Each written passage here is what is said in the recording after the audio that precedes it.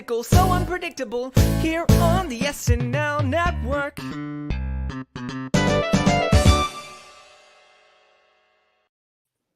Yes, that's right. Hello, everybody, and welcome to another edition of the Hot Take Show here at the SNL Network. My name is Jon Schneider, here to celebrate another John Mulaney, as he entered the Five Timers Club tonight.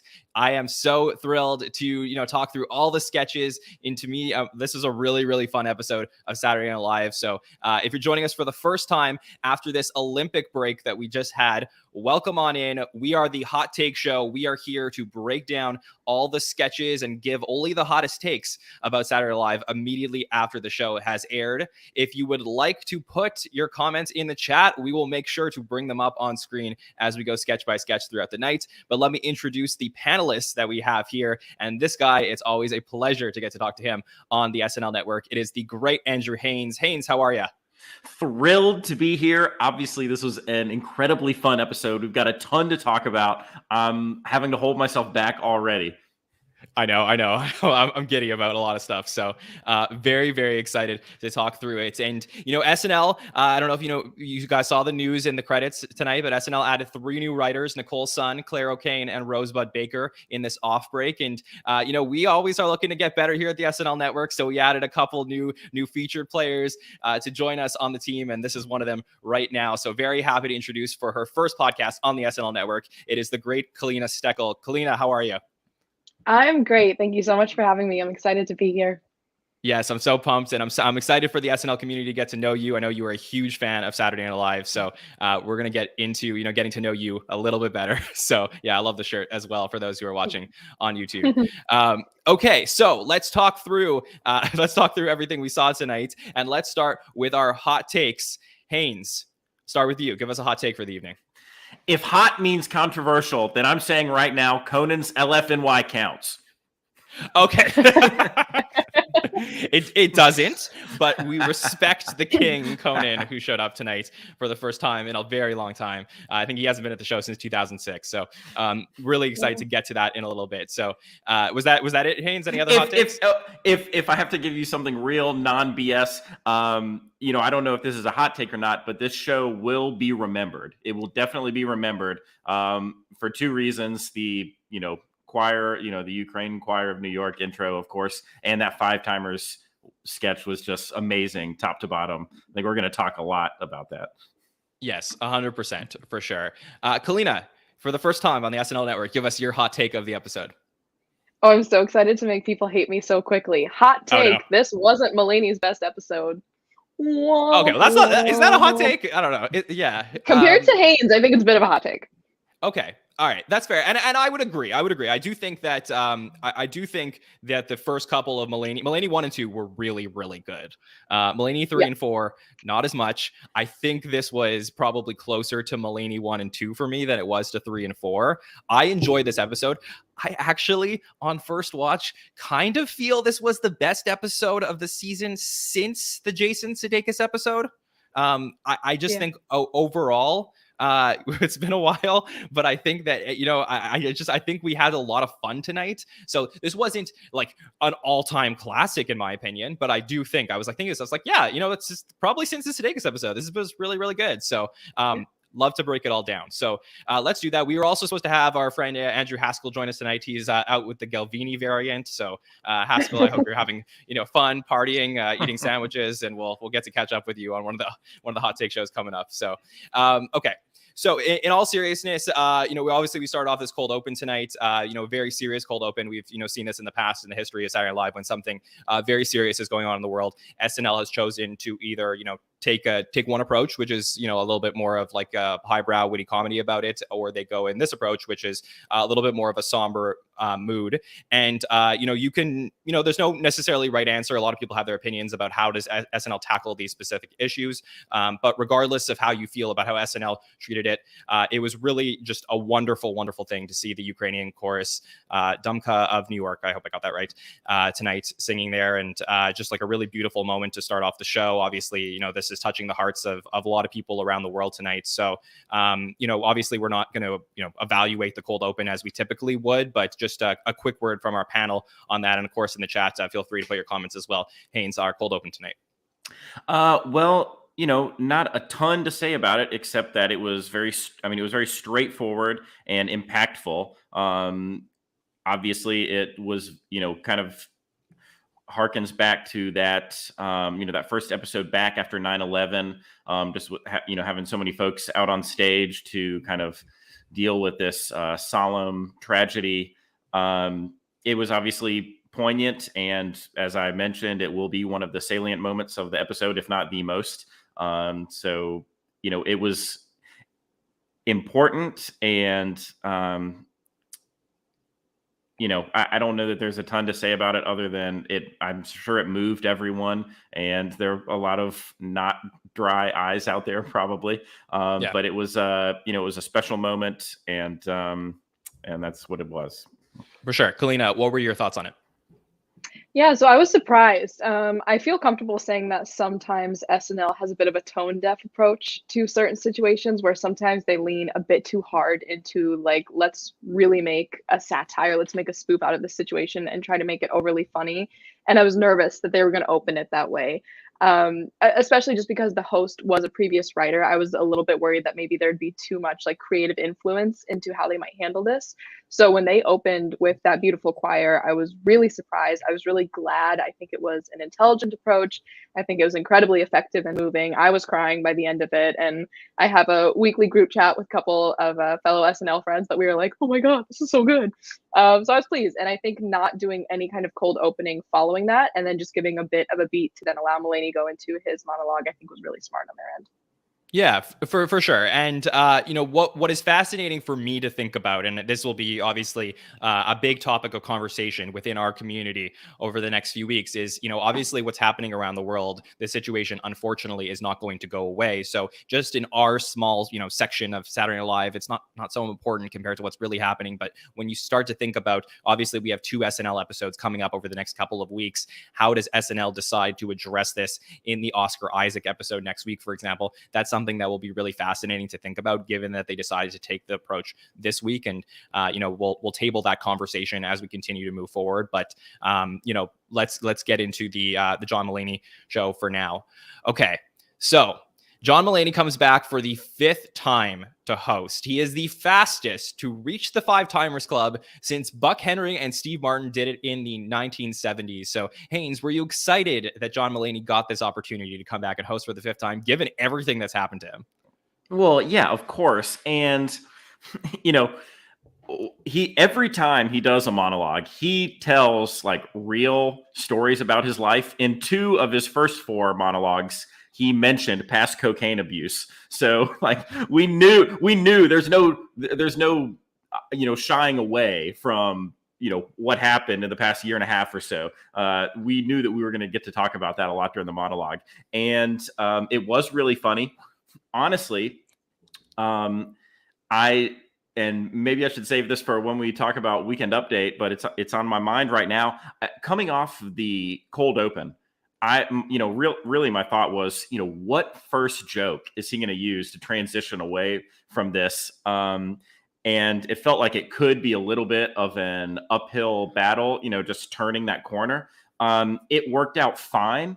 Honestly, the 5-timers sketch brought so much energy that Weekend Update felt as flat as it's ever fallen for me. And I know we'll save that for Weekend Update talk, but it just surprised me that it was easier for Mulaney to move on to this monologue after that cold open than it was for Weekend Update to move on from the 5-timers sketch. That surprised me.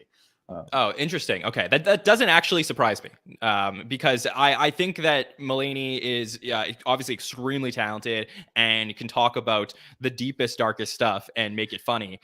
So, go ahead. It doesn't surprise me that he was able to handle that transition. What I did not expect was that there would be a sketch so good that it would just like flatten and destroy Weekend Update. That's what I mean to say. That is fair. That is totally fair. Okay, Kaleena, what were your thoughts on the monologue? Excuse me. Yeah, I enjoyed it. I mean, obviously, like, he's a stand-up comedian, so a monologue for, 3 minutes or so is obviously right up his alley. I think all of his monologues have been good, and it got a lot of laughs out of me. The only thing I have that I don't like whenever comedians host the show, and specifically stand-up comedians host the show, is a lot of times their regular jokes, like the regular routine or current routine, is integrated into the monologue.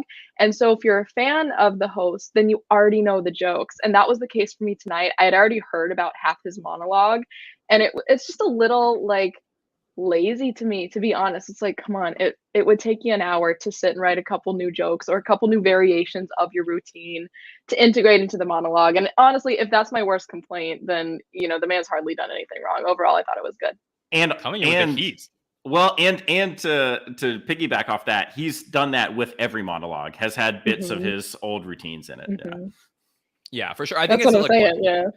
Yeah, see, it's interesting that you criticize that, Kaleena, because I totally get that, and I don't know if lazy is the word that I would describe it as. I just think that there's just like a certain comfort zone when you're coming out. I mean, every host talks about how nervous they get, when they're like right behind that door and they're about to be called out, and it's ladies and gentlemen, John Mulaney, and he walks out, and I just think that there is a certain comfort level that obviously he's going to go out there and he's going to perform stand-up for millions of people on Saturday Night Live, most of whom had not seen his stand-up shows. So I sort of feel like I get it, but I just think there's millions of people that are watching it. No, I think the people tuning in to watch John Mulaney host Saturday Night Live have seen John Mulaney stand up. Interesting. Okay, maybe I don't know. I just feel like there's so you many really think there's just a large audience of like people on Saturdays who are like, oh yeah, this show that's been going on for so long, the John Mulaney fellow, boy, he seems interesting. I'm real glad he started the monologue this way. Now I'm fully caught up on what his whole thing is. Yes, I do. I 100% believe this. I legitimately think this, but we'll debate this. We'll debate this. I think, and chat, let us know. Did you guys see these jokes before? Because I'm curious. I mean, maybe in some our of them community, already said yes. So. Okay, all right. So some of them have said no too. But anyways, regardless, Kaleena, how did you feel this monologue compared to some of the previous monologues we got from Mulaney? Ooh, good question. I will say I went back and watched like some clips from his previous episodes, but I did not go back and specifically watch the monologue. So in complete transparency, I don't have like a fully frontal memory of his most recent ones. But like I said, I was laughing consistently throughout the monologue. So I would say like mid to high tier if I had to loosely rank. Yes, for sure. I will say that on a rewatch, if you go back, sorry, Haynes, just one second. If you go on a rewatch, if you go back and you watch the first 5 Mulaney monologues in a row, he really does tell the story of his life, because you watch it and there are so, like you said, so many cocaine jokes, so many jokes about his wife at the time, and it's really an insight into him and who he is. And that's I think what connects Mulaney with a lot of the audience. Haynes, were you going to comment? Well, just if we're kind of ranking them or talking about the different monologues, I did think this was a strong bounce back from 4. I always thought 4 was the weakest of the monologues. I don't know why. I didn't, at the time, I didn't know that he had relapsed or anything, but I remember thinking that there was something just like not quite, just something just like a little bit off about it. It just on the rewatch, and I have rewatched it recently. It wasn't as bad as I remembered, and not that it was bad. Maybe that's not the right word for it, but to me, 4 was always the weakest one, and so this was a strong bounce back, I thought. For sure. Okay. All right, let's get into our first sketch that we saw of the night. And this was written by Please Don't Destroy. It was the monkey trial / judge sketch. Somewhat, I was thinking, Haynes, I was like, is Judge Tango somewhat related to the unfrozen caveman lawyer? I mean, I can't help but think that a little bit as you watch a sketch. But obviously, we have Keenan and Melissa. We have JJ as a bailiff. John Mulaney comes in as Judge Tango, otherwise known as the monkey. And Cecily comes in as in defense of So for me, this was a really interesting start. Haynes, what were your thoughts on Monkey Judge? It was funny in that we're coming up with all these little twists on, I don't know if stereotype is the right word, but stereotypes you might have about an experience with a monkey or something. Okay. That he's got his little pile of shredded paper and he likes to just, he grabs the badge off of the bailiff's shirt, just because it's like a shiny silver thing. So he's being very monkey. It's a bit that I've seen in other forms of comedy before, where we have a human with dog attributes just being very human 1 minute and very dog the next or something. So it's something that I've seen done before in a few different ways. It didn't escalate at all. So I'm glad that it wasn't very long. To me, it didn't run on too long. I thought they got in some good jokes and then they got out. It didn't really have an ending, but that is pretty common with a lot of SNL sketches. So I would say it was, quick, short, funny, didn't blow me away. It was a lot of dumb humor, but I'm a sucker for dumb humor. So I enjoyed the little twists and turns, the over-explaining, almost as in case like you didn't get it the first time, the way she brings him a treat and then he says, yes, I recognize that cake in the shape that my treats come in. So it got laughs out of me. I'll say that. Yeah, I really enjoyed this. Kaleena, did you? I would have loved this if it was a post-update sketch. Whoever did the order of the sketches tonight was the one doing cocaine because it was so. I think his name's Lauren. Yeah, I know. I know. What do we do? I loved the idea of the sketch. This was right up my alley for humor, and the jokes were funny. Like I agree with what you said, Haynes, but the entire time I was like, how in the you guys cuss on the show? How in the heck is this the first sketch after the mono? It should have been 5 sketches later, I think. Okay, I'm throwing sand at you to show my dominance, but I have to tell you, Kaleena, I totally disagree with you on this one. And this is what's fun about doing the show is just I loved having this right at the beginning, and the main reason was there was not a lot of cast members in it. Obviously, we were going to have these huge set pieces later on in the night between the musical and the 5 Timers Club. I love that this was tighter, smaller, and you start off the night with like a fun concept. I think that logistically, I think that this couldn't have been right after the monologue because of the different costumes that they needed to put people in. They had to figure that stuff out like that. But I think that I actually love the sketch placement of this. So Haynes, do you want to break the tie? I am breaking the tie, as in I'm pro sketch placement. Okay, so you like where this was. I like where it was. I like coming out the gates stupid, and this is very stupid and funny. It was very stupid. Yes, yeah. It could have been a 10-1. That's how stupid it was. But yeah, I don't hate where this ended up. Okay, Kaleena, let me give you first dibs on this Blue River pre-tape. So the only thing I would say about it is that this is not the first time we've seen Cecily Strong with talking about Blue River dog food. She did a sketch in season 39, all the way back in season 39. With Seth Rogen, where she did something very similar, where they were a husband and wife sitting on a couch, and she was going nuts over Blue River dog food because she was worried that the Blue River was going to kill her dog. So there is somewhat of a connection here to that sketch. But anyways, Kaleena, let me send it over to you. Let's talk about this. Let me help you.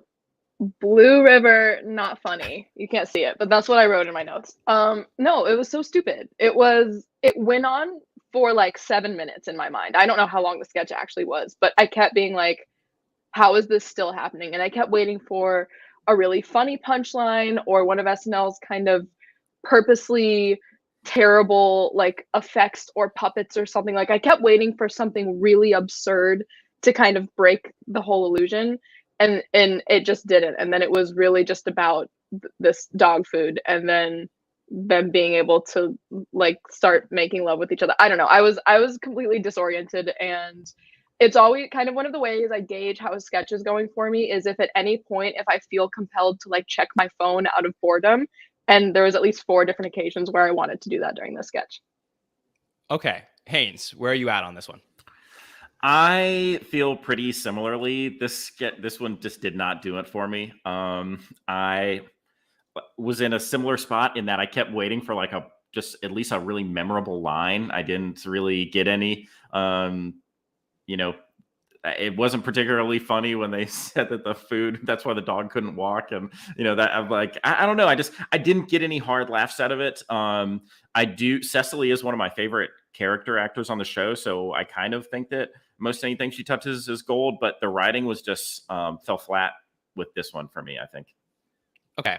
Yeah, see, I thought that the problem that I had with this one was I was just very confused about the concept of the sketch. Was the whole sketch was supposed to be about them convincing Heidi that that she should switch over to Blue River dog food? Or was it about this new husband, no longer Seth Rogen, now it's John Mulaney, who was wearing a beret and was, was he supposed to be gay? I don't know what he was supposed to be in the sketch. And then the whole thing is about how now he's finally ready to make love to Cecily Strong, and I sort of feel that they had a sketch written here that was like, okay, let's try and find a way to make this funny, and then they took this other turn with John Mulaney's character to try and make it funny, and I don't know that they got it. So I didn't hate it. I just really felt like the sketch writing wasn't pristine here because they really just went down two paths.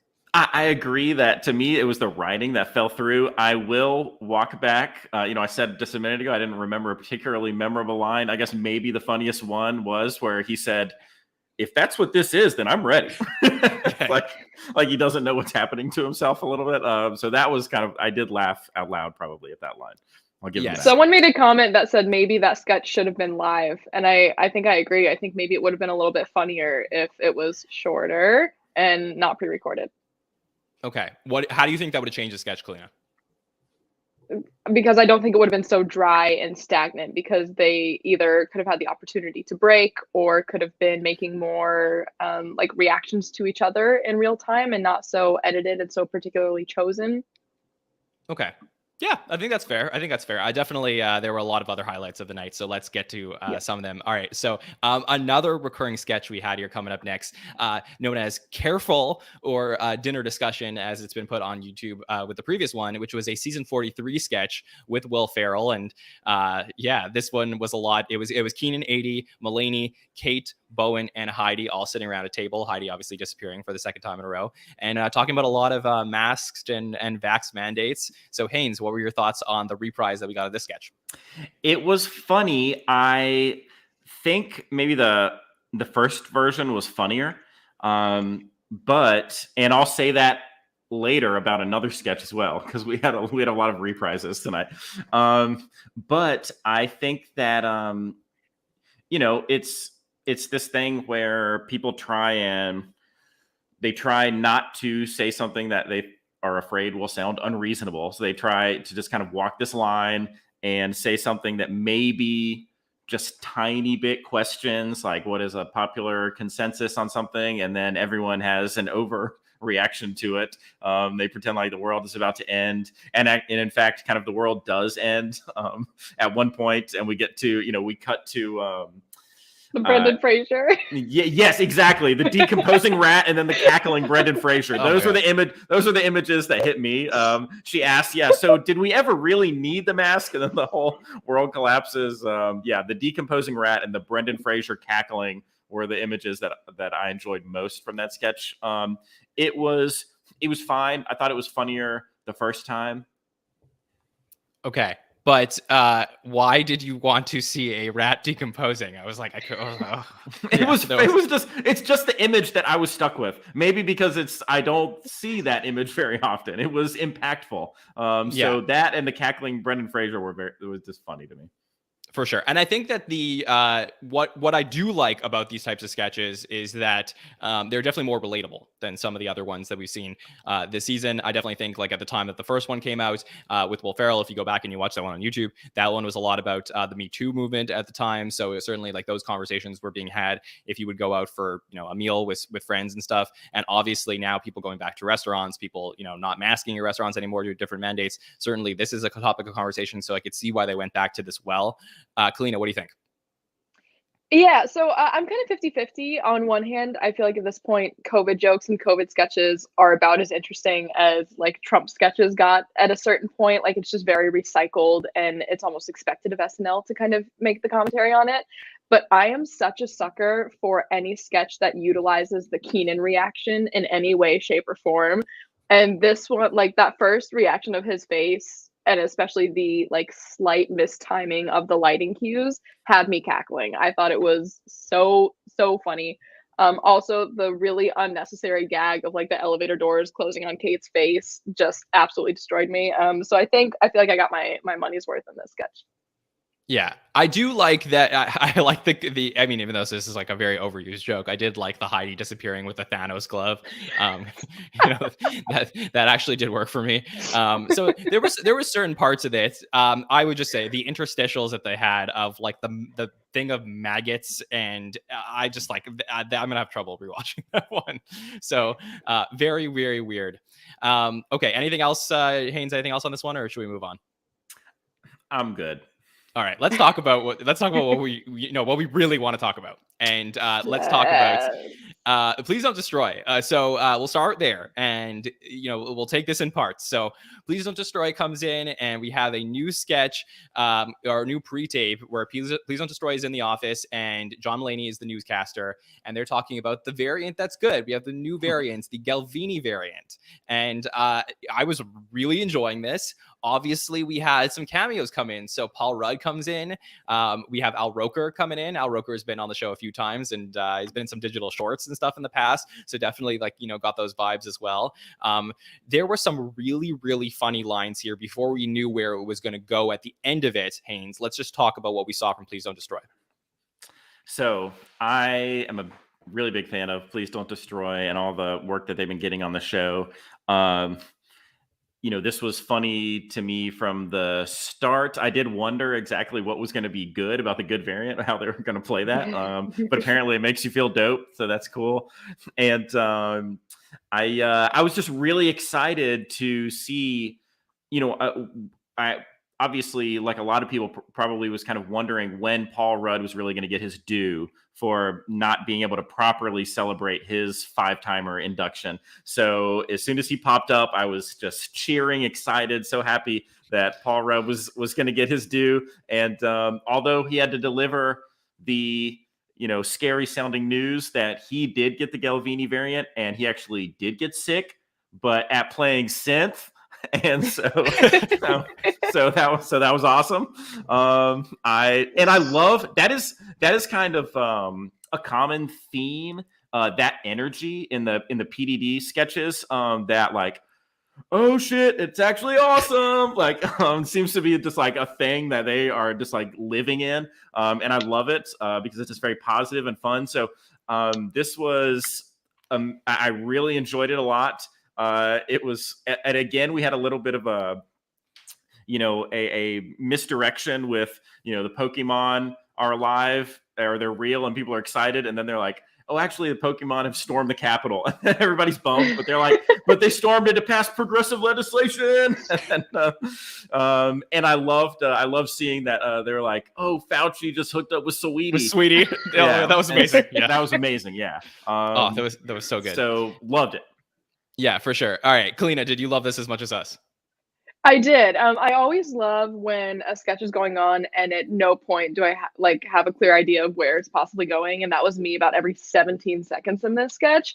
At first, I was like, oh, okay, cool. This was probably actually done for Paul Rudd's episode and they just held on to this so they could toss something in later. And then when they all showed up in the same room, I made the informed decision that this was actually filmed recently. And I was just very excited because I, at first, was very guarded for Please Don't Destroy, because I was like, who are these Lonely Island wannabes that are going to come in here and F up my show? And they've been great. And I've had the pleasure of meeting them several times and they're so lovely. And I love literally every single video that they've done. So much like the Lonely Island, I always get excited when I see that a short is going to come up. And this was so fun, and kind of like you were saying, Haynes, like their absurdist psych, this is actually good, is definitely, I think, their brand. I think that's kind of what they're known for. And I don't know, it was just, the energy was very elevated. I love a good Al Roker cameo every once in a while. I love when just like the kind of straight guy comes in and is just kind of gets to do something wonky, and now he's 40 Hands Roker or whatever his name is. Yeah, exactly. And then a startling segue into the sketch we're going to talk about next. For sure. So we're going to get to that in a second, but let me just say what I have to say about Please Don't Destroy, which is why this sketch works even on its own.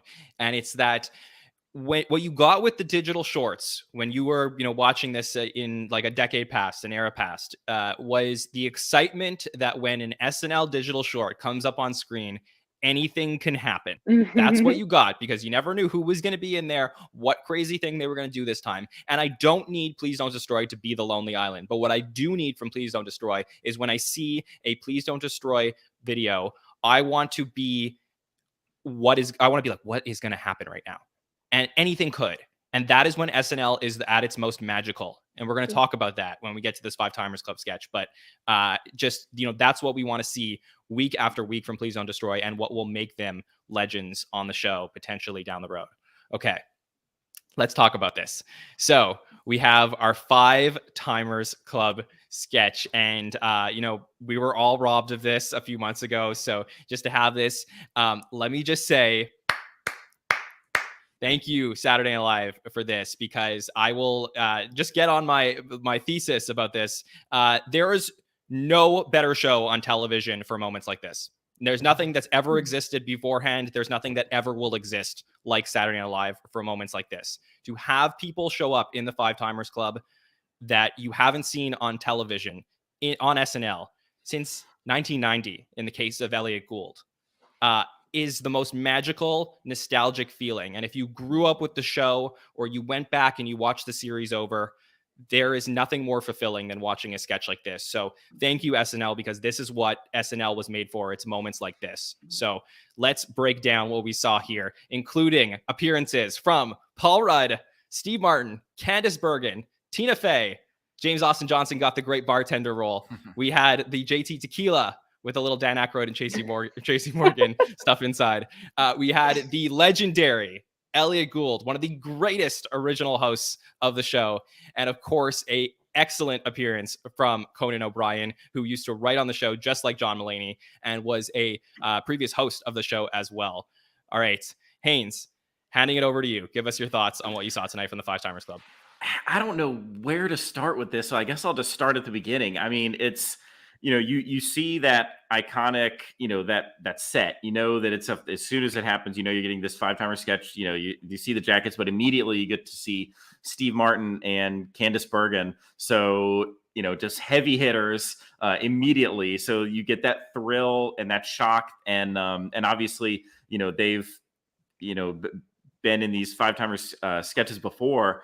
But yeah, whipping down to Elliot Gould in the chair, which I don't know when he snuck in there, but popping down to him was amazing. You can't predict, seeing someone that, hasn't hosted in, almost 40 years or something like that. Like, it's you just can't predict something like that. And, and so Paul Rudd got to be part of it. It was kind of a thing for him too, even though he got his jacket before, but he got to give it to Mulaney. But having Steve Martin, Candice Bergen, Elliot Gould, and then, Conan is just such a favorite of mine. He's the only late night show host that I stayed up late to watch in high school. Is the only one that really connected with me. I love that his shtick was always just kind of making an absolute ass of himself, which is so much different than the other hosts. And he's always had that, that kind of smart, stupid comedy style where he likes things to be straightforwardly stupid, but in an intelligent way, which is, it sounds a little bit paradoxical or oxymoronic, but I think that's a good way to describe Conan's style. And to just have him back was so special. Obviously, he was never, a member of the cast, and we've really only seen him in a few sketches ever. But he was a writer in there with Bob Odenkirk and Smigel, and just doing amazing work with those guys. And so, he was a writer during, for some important casts, and for sure. And so he's just obviously a stalwart, in the NBC building. But it was amazing how many times he screwed up his lines, and he just kept stumbling over himself. And really the first one that he tried about He tried twice and kind of maybe halfway got it the third time. And then, Tina, I think, was probably trying not to break, but was doing a good job, staying pretty straight faced, but maybe cracking just a little bit, as we all were. And then Conan immediately just falling into that natural Conan way of being a host and going, and for people who are listening and not watching, he's miming that he's been drinking, which is a classic thing that Conan does. He treats himself like a drunk. I have an idea that he probably doesn't drink that heavily, but he seems to always enjoy playing that role. So this was just absolutely amazing. The transition from PDD into this just was so seamless. So cool. And yeah. It was so perfect. I mean, we didn't even touch on the transition yet, Kaleena, but just that transition to go from sketch to sketch. I mean, this is not the first time in the history of Saturday Night Live that they've done something like that, but it takes you back to the old eras of the show when they would experiment with things like this. And just, it was just, there was, this 10 or 15 minute period where we had these two sketches back to back. I was just, I couldn't believe it. Our friend Ellis was one of our interns who's now worked for us. He was at dress rehearsal. He said there was a standing ovation in dress rehearsal for this, just how, amazing this was in the room. So please give us your thoughts, Kaleena. Yeah, no, so the transition it completely took me by surprise because my roommate who does not watch Saturday Night Live, I was like, hey, I don't know how you feel about John Mulaney, but if you want to come watch the episode with me, she did not, but she kind of listened in the other room. And at the beginning of the episode, I was mumbling about the 5 Timers Club. And she's like, what? I was like, it's just, they have to do it. And usually they do it at the beginning. And if they don't have the robes and if Steve Martin isn't there, and I was just rambling and then they didn't do it. And I was like, okay, they're gonna at some point, they're not gonna just not do it. If anything, they have to be guilted into doing it because of the circumstances surrounding Mulaney even hosting for the 5th time. So I just didn't know where they were going to place it. And then I believe from the other room, my roommate just heard a mild scream coming from the living room. And she's like, you good in there? I was like, they're doing the 5 Timers Club and Steve is here and Tina's here and Conan has showed up. And I just audibly every 30 seconds or so just started losing my mind over something else. Conan being there, incredible. I will admit he is not necessarily my late night host just because I kind of grew up the generation after him. So I'm more with the SNL people as the late night hosts. That being said, I do love Conan and I understand the significance of him being on NBC and agreeing to show up. And it's kind of similar in my mind to Eddie Murphy coming back, when these people that were wronged or adversely affected by the national broadcast company in some way coming and agreeing to come on for the fans and clearly having a great time. Like you were saying, Haynes, the way he flipped that line flub around and just kind of powered through it, getting a little chuckle out of Tina, who rarely breaks. That was really fun. I will say I was absolutely maddened by the camera work in this sketch because this is why you have dress rehearsal. This is why you go over the sketch over and over throughout the week. Now, I could also never do what the SNL crew does, so it's not to sincerely shame them, but for me, Paul's entrance, Conan's entrance, even though I didn't see Elliot's face, seeing him walk into frame and sit down and then the top of his head and his foot being in the shot, especially someone who works in film, was making me crazy because just a small adjustment of the camera would have fixed that. But those little issues also allowed for the genuine kind of improvisations from everyone that was there in that sketch. Paul kind of getting his proper introduction and then subsequently having to pass the robe over was really funny. Tracy Morgan's aquarium water joke from Tina had me absolutely losing my mind, and I just kind of love the product placement of the other people. Only thing missing for me was Hanks. I appreciate that Steve Martin seems to go out of his way to make himself available Hanks for the 5 Timers up when there's bad news, Kaleena. I'm telling you. Yeah. I know, but he was the only thing I missed from that sketch. Yeah, that's fair. I mean, look, I would say that watching a 5 Timers Club sketch, for me at least, I know that there was some, directing miscues or whatever with camera work, whatever it was, but I kind of just put all that stuff to the side because for me, it's going to a baseball game and watching an old timer legend come out and throw out the first pitch. You just don't care if they throw it into the ground. It's really what it is. It's so for me, it's just to have. I mean, it you could have listed out every single 5-timer who's, still with us. And I would have said that Elliot Gould is in Vegas, I'm not betting on Elliot Gould being there. I just don't think it was going to happen. And the fact that he was there, in addition, obviously the Conan stuff is super meaningful for a lot of people. So I would say, just really fascinating stuff. If I had to, nitpick a couple things here and there, I did, think to myself, okay, we got John Mulaney, obviously, a lot of comparisons can be made to Conan, a writer who was super successful after the show that came back to host.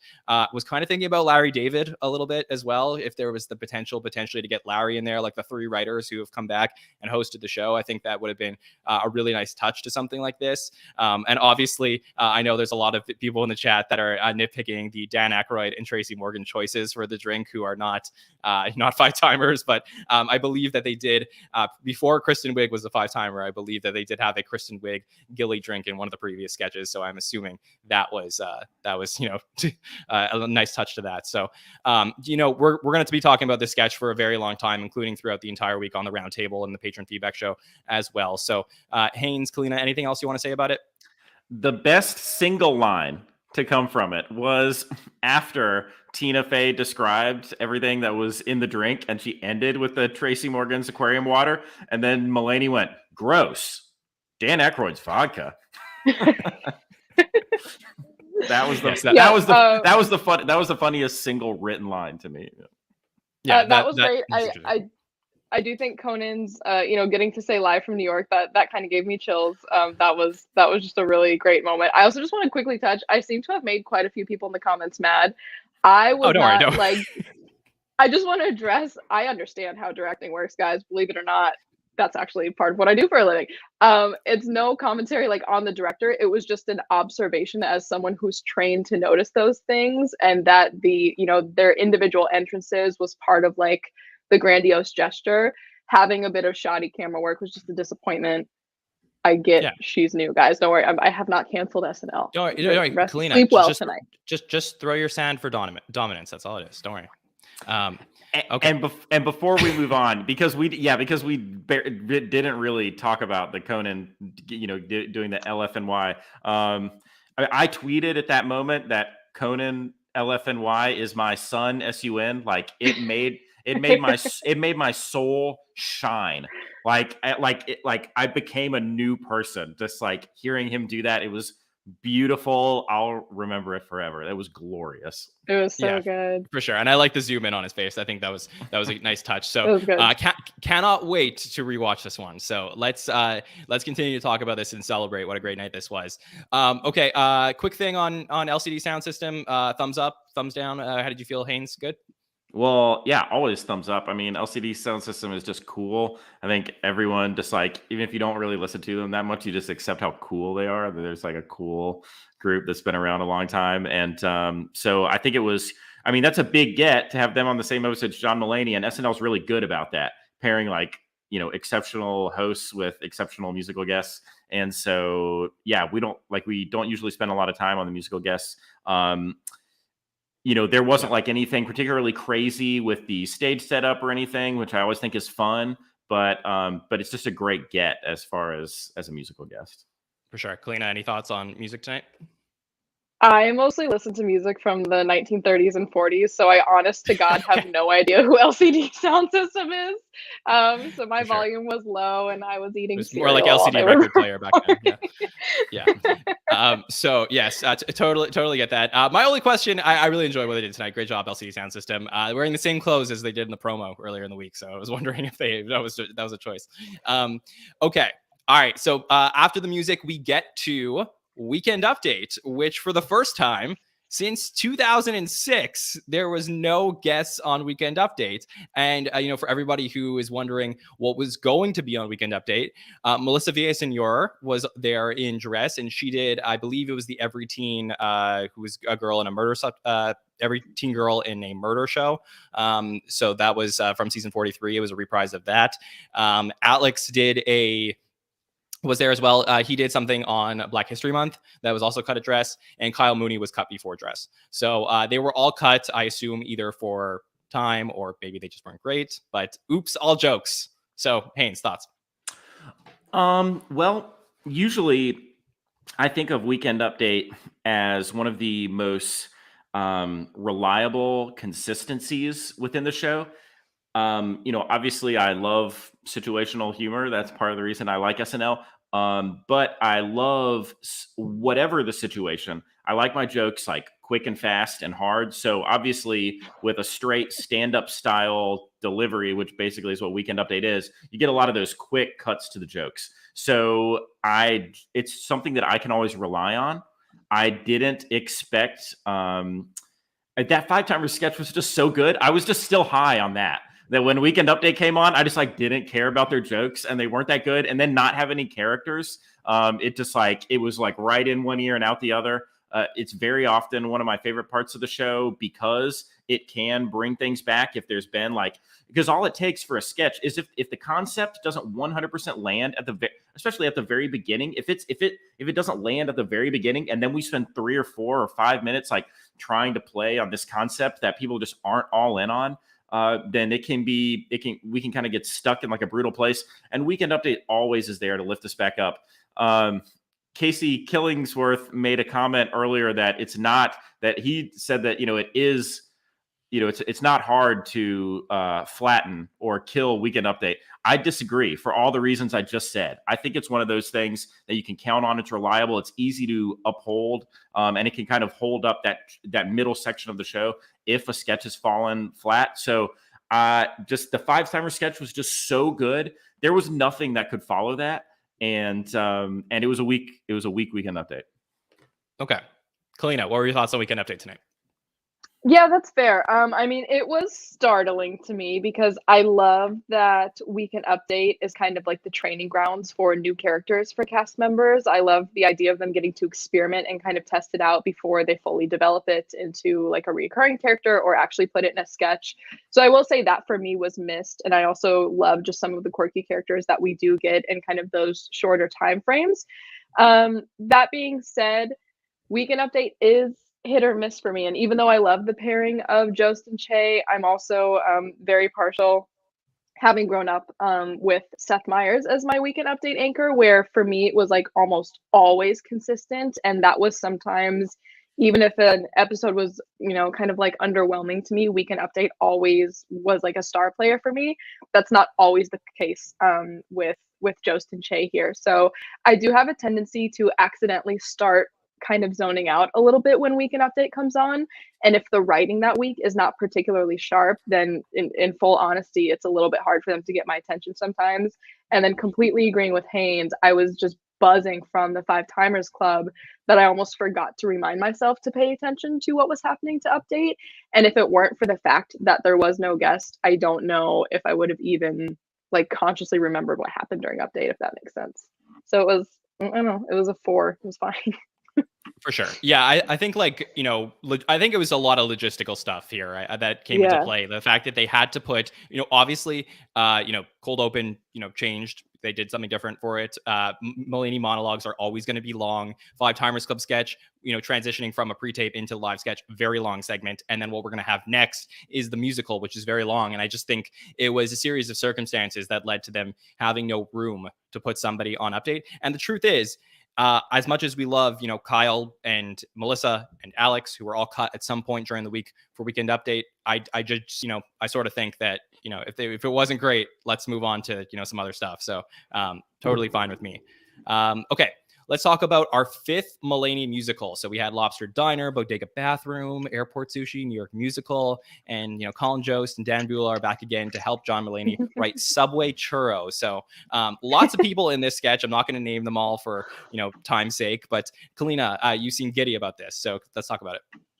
Yeah, I mean, if you can't tell from all the playbills behind me, I'm kind of like a giant Broadway nut.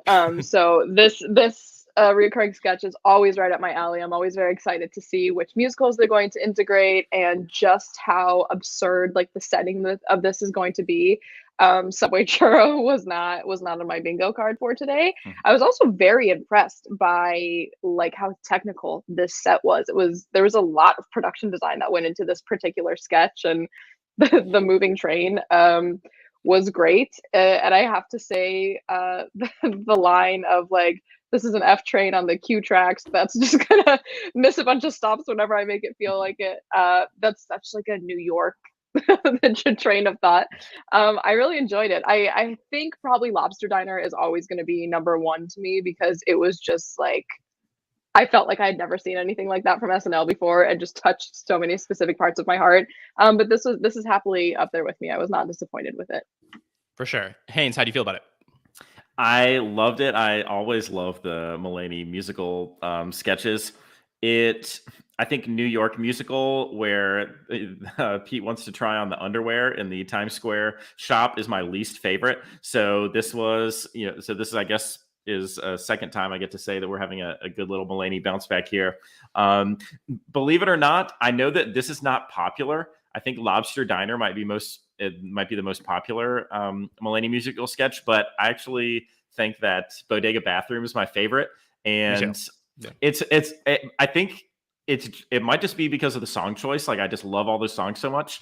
And listen, I like Les Mis and listen, I'm a sucker for If I Were a Rich Man too. So that was really fun tonight. But yeah, If I Were a Mole Man, I guess. But so that's why I always loved Bodega Bathroom so much, was just for the song choice. This was good.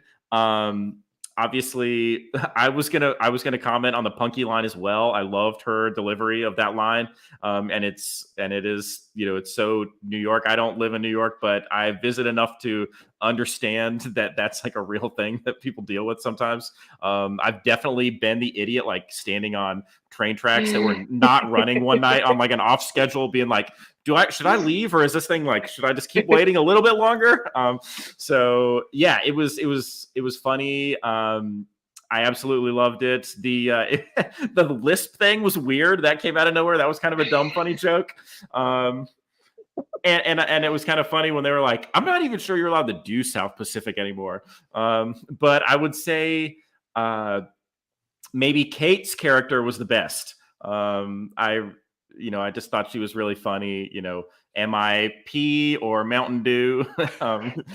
You'll never know. So yeah, absolutely loved it. These sketches are going to kill every time for me. Go ahead and make 100 of them. Just bring them back forever. Okay, so this is where I disagree, because I really like this. I really enjoyed this. I think this was the best Mulaney musical since Bodega Bathroom for sure. My favorite part was Alex Moffat's "I'm fapping on the train," which I thought was just really, really funny.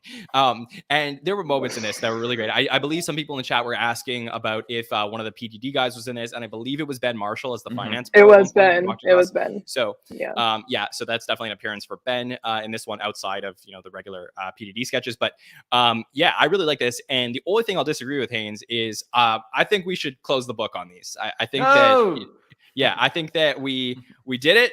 We did it 5 times. 3 of them worked, probably 2 of them didn't as much. And I don't know that they can top themselves. I think it was fun, but I just don't know that there's more to get. If there was something else I can get from this, cool, but I just don't know that there is. Well, here's the thing. Violently disagree with you. I would say this. You've got playbills all over your wall, Kaleena. So you're that type of person. The average person watching SNL, I think, is only going to know so much Broadway. They're only going to know like those handful of the really big classics and lots of ones that got turned into films and stuff. So I see us like running out of really relatable content as far as songs go. So as soon as you really run out of, if it starts to get too niche, then it's going to kill it. It's going to die. But I say, like in the Seinfeld episode where Kramer just keeps driving and the tank is below E and they just keep going and going. I say we just push it until this thing dies. And then when it dies, it'll be dead. But let's see how far we can take it. Okay. I think that's a very fair criticism. The only thing I will counterpoint to that is, at the end of the day, SNL is integrated in being like a New York staple, right? It's a New York show. It's a New York thing. So is Broadway. The origins are still there in the same way. So even though your point about the average person knowing it and those, easily recognizable musicals is why they keep using Les Mis over and over again. That's why they use something like, The Music Man or Little Shop of Horrors, which I was so happy to have up there. then it won't be for them anymore. You know, then it will become a little bit more niche. But I feel like the very first time that I see Mulaney host and one of these isn't in there, that's what all the articles are going to be about the next day. Okay. All right. I mean, look, I could be wrong. I mean, I think it was fun. I had a lot of fun with this, but I always feel, and it is general consensus that number 3 and number 4 were not as good as the first 2. I think most people say that. I have not, like, we asked which one is your favorite online on social media. We did that this week. There were not many answers for Airport Sushi or New York Musical. So let me just say that. So when this thing goes down a little bit and then finds a way to give us like one last kick and get back up, that's to me is like at the end of the concert, it's like, oh, come on, play the hit that you played at the beginning of the night. And then they come on out, encore. Okay, yeah, we got the encore. All right, show's over. Like, that's how it kind of felt about it. So I also just want to comment one more thing, because it was funny. So Alex Muffet is my favorite cast member, but I'm also just like weirdly and kind of unexplainably biased towards him for some reason. Sure. And so I like texted my friend and I was like, where has Alex been? He hasn't been in the show. Like, is he back in Utah filming a movie? Is his family okay? Like, I was just, for some reason, thinking way too much about this. And then, no joke, maybe about 10 seconds later, he shows up, like, under the guise of being nude. And I just started laughing so hard because it was so ridiculous. And I'm just very glad that moment exists, if not just for me. That was a great moment. I do see a couple of people in the chat saying Airport Sushi. I totally get it. The cameos, Jake Gyllenhaal, David Byrne. There's a lot of stuff in there. But anyways, let's table this because I think it's a controversial topic. Okay, let's talk about the Nickelodeon commercial. And I don't know if this is a little bit of a hot take or not, but I think besides all the regular stuff that we got tonight, all the stuff that was like totally, I think this is like underrated. My favorite sketch, not my favorite moment of the night, obviously Five Timers Club, whatever, but just really, I just like really like this Nickelodeon commercial. I felt like there was a lot there and I enjoyed the physical comedy. I felt like it's something that we don't usually get from a John Mulaney episode, him being just like splashed in the face like that. And I felt that he was game for it. And that was what was really fun about it. So Haynes, how did you feel about Nickelodeon commercial? Well, before we even get into the actual sketch, one of the things that I liked most about it, or tangentially related, was seeing Mulaney introduce LCD System the second time covered in slime. I just think that will just be like an iconic music introduction going forward. So that was really fun. I was a huge fan of these shows. You can't say that on television. I loved when I was little. My parents took me to see Double Dare live and Mark Summers, and it was awesome. So I've always was a big fan of those shows and the slime and everything. I do like jokes that make people a little bit uncomfortable sometimes. And although I didn't think they pushed this as far as they could have, it wasn't particularly like, radical or like really controversial. It wasn't like Bill Burr's monologue, like making people uncomfortable. It wasn't like that kind of thing. But I did love just traveling back in time and just making that point about about how societal perspectives change and like what we think is acceptable and what is not. So just going back over and over again to the point where Chris Redd says, "Do I have to say it again?" Like it was 1980. So I think that's a great way it was a good format to be able to crank in a bunch of these types of jokes and have a little bit of that revolving door theme where you can just come back and just keep pumping in more examples of it. So structurally, a good way to get to take one type of joke and just kind of pump in like many great examples of it. For sure. I think that like I know a lot of people are complimenting Chris in this one with the mustache and obviously Alex as Mark Summers. I think there was stuff here that definitely worked with the host. But I do think that for me, Kaleena, it was the Sarah and John Mulaney stuff that really got me in this one. And just seeing the slime go into Sarah's mouth and she's like talking with it all over her teeth and stuff. I'm like, okay, this is what makes Sarah great for SNL, is that she's willing to do it. And then the same thing happened to John Mulaney, and I was like, okay, now it got me. So how did you feel about Nickelodeon commercial? Yeah, I enjoyed it. It was nostalgic, and I not like one that I expected them to do. So I was kind of like, oh, okay, this is, because that's a sketch that I could have seen earlier on in the show. Like it didn't have the silliness that I have kind of come to expect of the post update sketches. So it was fun. always down to watch anyone get slimed, especially repeatedly, especially at the end of the night. Just imagining what that's doing to like the costume and hair and makeup crew, and all the stagehands and everything. And yeah, I also think that Sarah is a really great addition to the show that I think anyone, I know she had a lot of fans, beforehand or at the beginning, but I think a lot of people are coming around to her. And I'm just proud of Lorne and the staff having a featured cast member that they know how to use the right way and they put in the right kind of sketches that complement their comedy style. Yeah, I agree. Okay, let's head to our last sketch of the night, which was a reprise of a sketch that we saw in season 44 with John Mulaney, where a lot of people really like this one. It was the cha-cha slide at the time, and now we've graduated over to the Cupid shuffles. So let's talk about this sketch. Kaleena, can I start with you on this one? What were your thoughts on the Cupid shuffle? Sure. Yeah. John Mulaney and his type of humor is a great, like, straight man to cast for this kind of sketch. He really just nails the line delivery, and he has like this kind of like nerdy charm and kind of like subtle sexuality about him that when he's doing a sketch like this, you just kind of are like, yeah, for some reason I really buy into this entire situation. And then also like Keenan just having the perfect voice in the background just steadily had me giggling the entire time. I enjoyed it. I think it was a good kind of like coast into the end of the show. Yeah, for sure. And I think just like a lot of people were clamoring for, this particular sketch that they saw. This was one of the John Mulaney ones I think deserved another shot potentially. Haynes, do you agree? Totally. I absolutely loved the first one. I really, really loved it. And this one I liked a lot too. I really liked it a lot. I did, I told you earlier that I was going to repeat the line. I think it was better the first time. That is true. I do think the first one was funnier the first time. Maybe they just crammed more, jokes in there, or maybe it was just that, it was the first time and we're kind of rehashing some of the same stuff here. But, basically you have this white guy who knows all of Eggo's like family or friends, and he's just like, knows like, culturally like black things that like you wouldn't expect this white guy to know. And so it's a fun character. I love that he was going to Essence Fest with Punky. I thought that sounded amazing. And I loved it when when Eggo said, "I don't think I know this version." He's like, "Oh, this is the Atlanta 2-piece and a biscuit mix," or something. And I was like, I really relate to that as a guy who loves a good 2-piece and a biscuit. So it was very. I thought it's a great sketch. I just thought it was funnier the first time. That doesn't mean that this still wasn't really great execution with some good jokes and stuff. I enjoyed it a lot.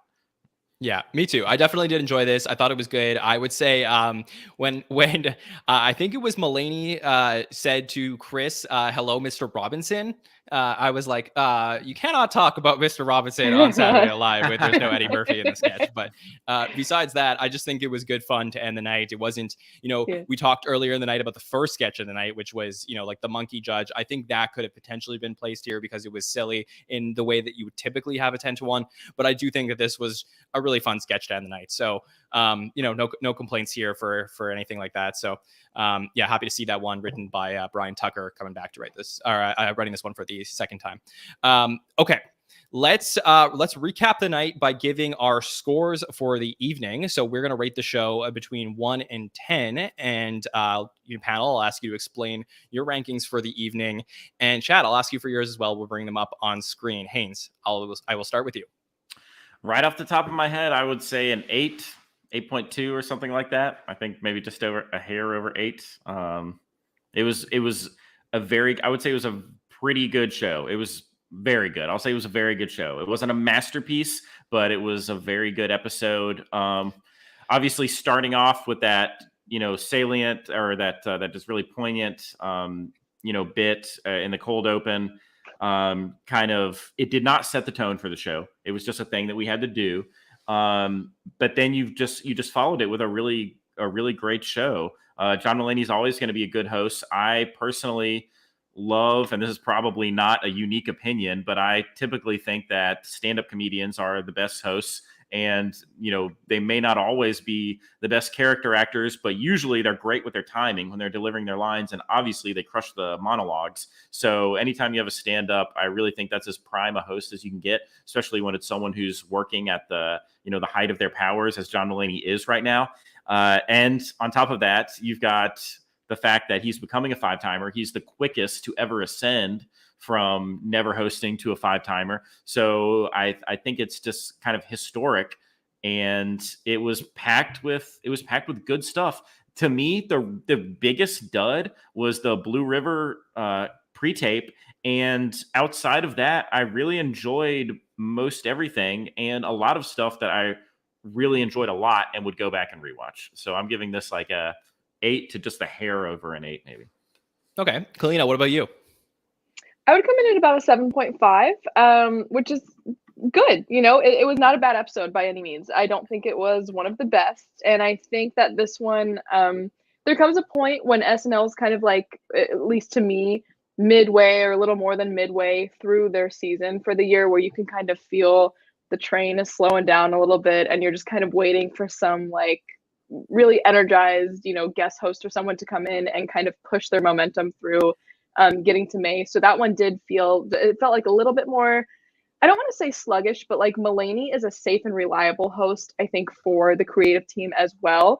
And so I think that's why it landed like in the middle for me. I think they did exactly what was expected. I had a good time with it, and I'm not mad about it. I'm glad it's in his canon of 5.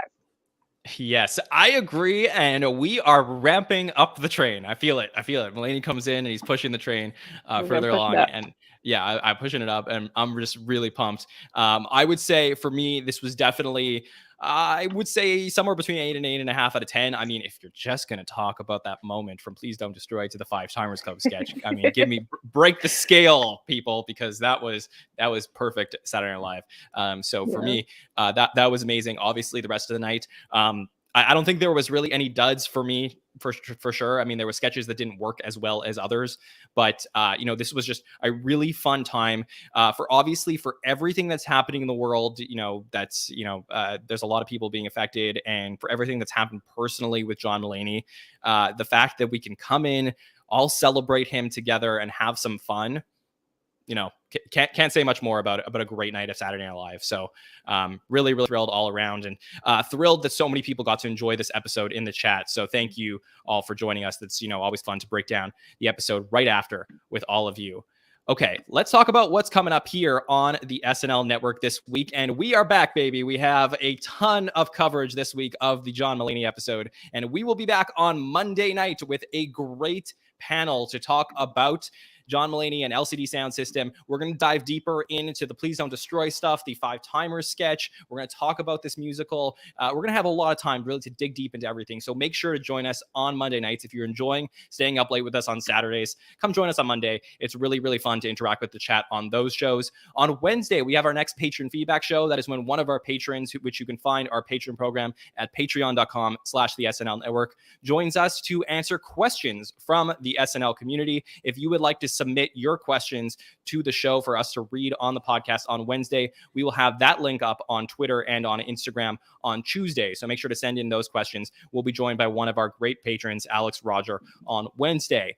On Thursday, Nicole and Rebecca are back with Hollywood Dish. And if you missed Hollywood Dish this week, they had Sammy K on as a guest. It's not too late to go back and to listen to what they had to say about what is happening in pop culture right now. So if you want some, some fun news to talk about, some craziness, not anything, nothing was addressed tonight. Pete Davidson was not in the building apparently. So, but they definitely did get to talk about the Kanye Pete stuff on Hollywood Dish. So if you want to hear that with Nicole, Rebecca, and Sammy, check out that show and join us on Thursday night, where Nicole and Rebecca will be back to talk about everything that's happening this week in pop culture news. And then we will be back 1 week from tonight for our hot take show for Oscar Isaac and Charlie XCX, which will be very fun. Oscar Isaac obviously was on the show earlier in the season. So was Charlie XCX. So we had Paul Rudd tonight. Now we have Charlie XCX next week. So that'll be a lot of fun. Make sure to join us. Okay, Haynes, please tell everybody where to find you online and give us a quick word on what you're expecting next week from Oscar Isaac and Charlie XCX. What I'm expecting, I don't know, except that I think Oscar Isaac's a really great actor, and I have a little bit of a crush on Charlie XCX, so I'll just be excited. I'll be excited for the episode, that's for sure. You can always find me on Twitter at SNL Has a Cast and Instagram at Can Through Attitude. Just love talking with you guys. It was great to be here tonight. For sure. And, Kaleena, I know some people were giving it to you in the chat. I mean, obviously live show late at night, everybody's there, but I just have to say you did such a great job on your first podcast with us at the SNL Network. We're so thrilled to have you on the show, and everybody in the chat, send some love to Kaleena, because, first podcast, never the easiest thing to do. So I appreciate you, and I'm happy to have you as a part of our team here at the SNL Network. So please tell the listeners where to find you and give us a thought on next week's show. Thank you. You can find me at Shut Up Kaleena across pretty much all social media. No, all good. I like the commenters saying what they want to. I just didn't want anyone thinking I didn't care about new directors or things like that. I just wanted to clear the air on that. I will say I would literally die for Oscar Isaac. He is in my top 3. Would give it all up for him. Now I'm not a homewrecker, so it's not that serious. But for dramatic purposes, would literally die for the man. And I slept on the streets overnight to get into the Jason Sudeikis episode, because Sudeikis is my favorite cast member of all time. And I went to dress, and I did not know that Oscar Isaac was going to be there. And I will say I was sitting, I think I was in the upper section, I think only 2 or 3 rows back. And for some reason, I seemed to be the only person that spotted Oscar getting ready to go kind of stand in the wings and get ready to go on, and completely unintentionally, as a genuine just guttural reaction, I just screamed, "Is that Oscar Isaac?" Screamed it, and the man heard me and turned around and saluted me and waved, and I started crying, literally started crying. So to say that I'm very excited for next week's episode, which I will not even get to watch live because the Batman opens next week and I work in a movie theater. So I will be in a movie theater till 2 o'clock in the morning. But I cannot wait to watch it next Sunday and hopefully avoid all spoilers in the meantime. Yeah. And of course, check out the Hot Take Show while you're at it. So, Avi, and thank you so much for having me on. This was a joy. Yeah, it's my pleasure. You guys did so great. And thank you to everybody in the chat. And as for next week's show, we're going to break it down all throughout the week. As one would say, it is Oscar season. So it'll be fun to talk about him coming up to the show next week. So for everybody in the chat, for Andrew Haynes and Kaleena Steakle, thank you so much for joining us tonight. We will see you next time, everybody. Have a good one.